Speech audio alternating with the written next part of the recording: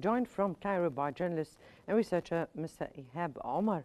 Good evening to you, sir, and welcome to Qnews. Let me start by Egypt's dispatching its 68th Zad al-Izza aid convoy.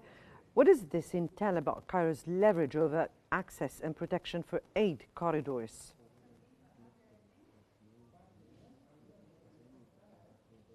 Good evening to you and to everyone who's watching. Egypt proves day after day that it is the only reality and then the only one that and then the one that believes the most in the Palestinian cause, and that they have so much support for them and are putting so much effort to help the Palestinians and support them no matter what, no matter the chaos that Gaza is witnessing. But yeah, Egypt is still capable of delivering humanitarian aid almost every day, even though Israel keeps hindering this delivery. Yeah, Egypt has not stopped, and they are giving the Palestinians something that the whole world couldn't give them. And these aren't just official.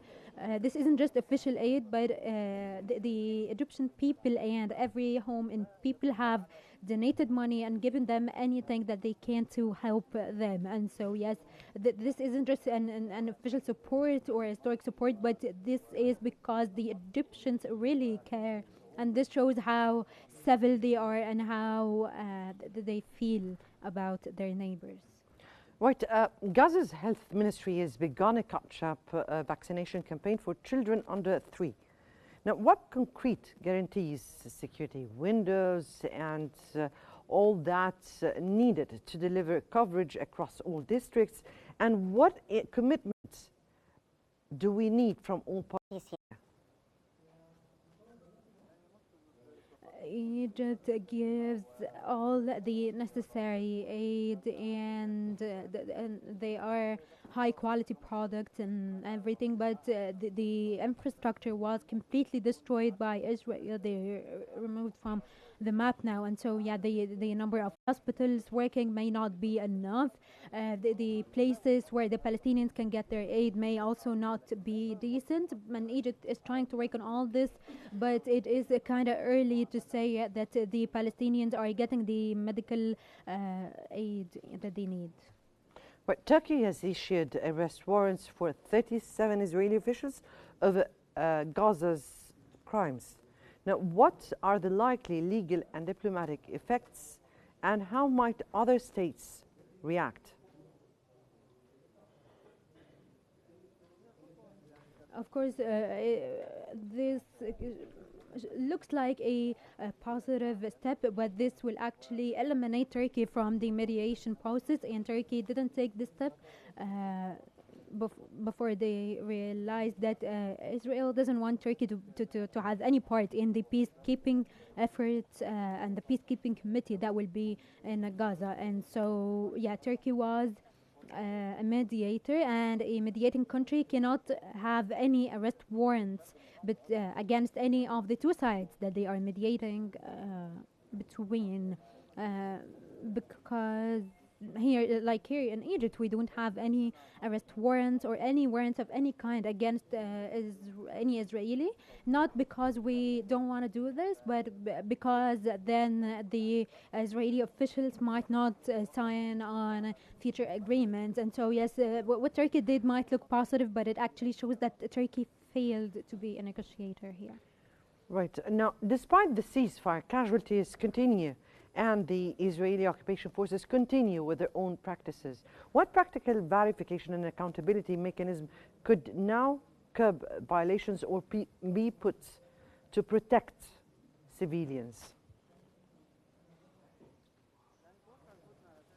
Actually, I think that the ceasefire is very stable and it is upholding now, and there is some atmosphere of peace and stability in Gaza Strip for the first time in a while. And yeah, of course, Israel is trying to say some provoking comments.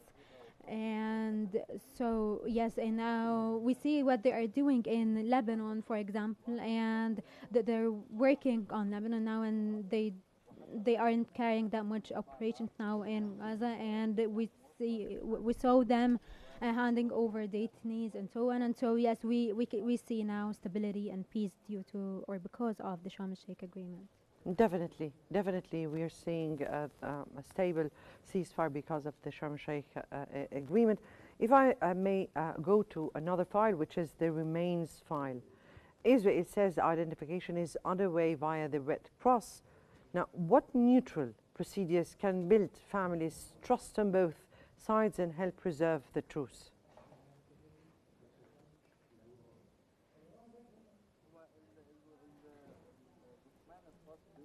The detainee body from 2004 was actually handed over, and so there are no comments when it comes to this operation. And up till now, they are keeping up with handing over the bodies once they locate them. And so yes, Israel tried to say earlier today that that Hamas is stalling with handing over the 2014 body, but it was actually handed over through the Red Crescent. Right. Mr. Ihab, over the next 30 days, what measurable benchmarks, what do we need to see a stable ceasefire with the next phase coming into action at this upcoming stage? What kind of commitment do we need from all sides?